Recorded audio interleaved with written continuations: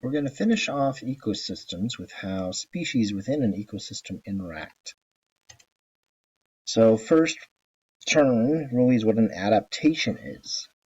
So adaptations are kind of like what's going on with this camel, or the different features that a species has that helps it to survive. So the hump on a camel is basically a storage of fat. It actually gets smaller the longer it goes without food.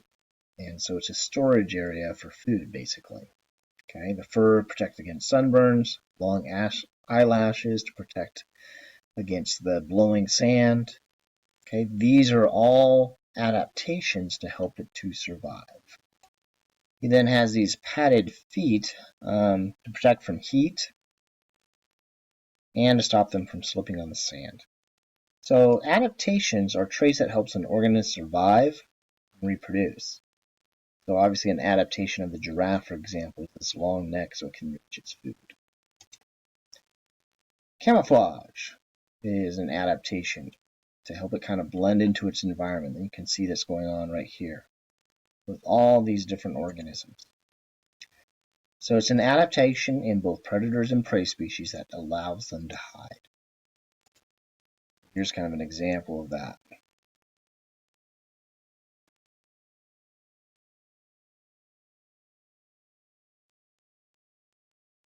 Symbiosis is a relationship, close relationship between two different species of organisms that are living together.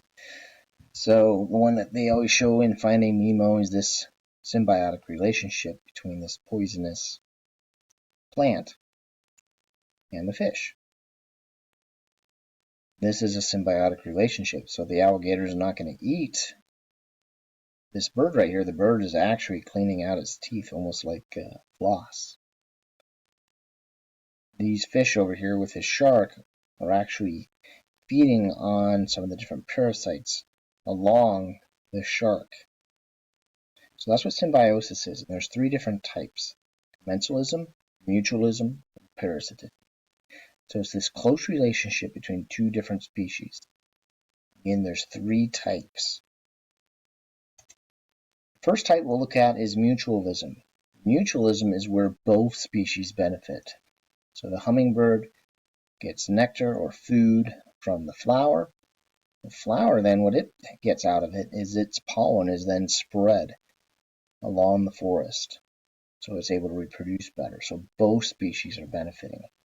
Over here, both species are benefiting as well. So this bird is getting food from the food between the teeth here. He just keeps his mouth open for it. And so what he's getting, of course, is basically like floss. So it's getting all that stuff cleaned out. So it's a symbiotic relationship in which both species benefit. Commensalism is also a symbiotic relationship, a close relationship between two different species. Okay, so one species benefits, but the other is not affected. So for example, these birds here are getting this free ride basically, and are able to eat food and things like that, but really it doesn't harm or help the elk here. Over here we have these barnacles which gain nutrients. Okay, so as it's swimming along, it's going to get the nutrients from the water, anything that's in there that is passing by, but it actually doesn't harm the whale at all. So one species is benefiting, in this case the barnacles, the other is not benefiting. Not affected, I should say. Parasitism is a little bit different. This is probably one that everybody's heard of. So one species benefits. Again, it's a symbiotic relationship, so close relationship between two species. One is benefiting, in this case, obviously a mosquito. The other is harmed, in this case, the person. Same would be true over here between the tick and the person. So food source is provided here, but the other species is harmed. All right, so those are the three types of symbiotic relationships. There are other relationships too that you can have happen in an ecosystem. One of which is competition. So that can happen between predators or between let's say two herbivores in this case. Okay, so this is a relationship between two organisms that strive for the same limited resources. In this case, the limited resource would be, let's say, the elk that it's trying to eat. These guys would have limited resources that they're competing for, in this case, the animals that they are feeding upon. Over here, the limited resources, well, they're the same organism, or same species, I should say. So they're probably competing over other things. Okay, so maybe territory. So it could be competition between two different organisms of the same species, or two different species themselves. It's some sort of limited resource.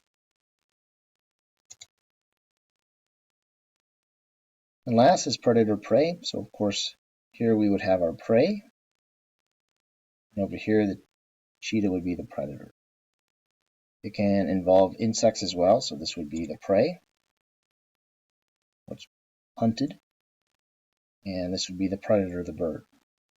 Same thing here. The bear is the predator. Fish would be the prey.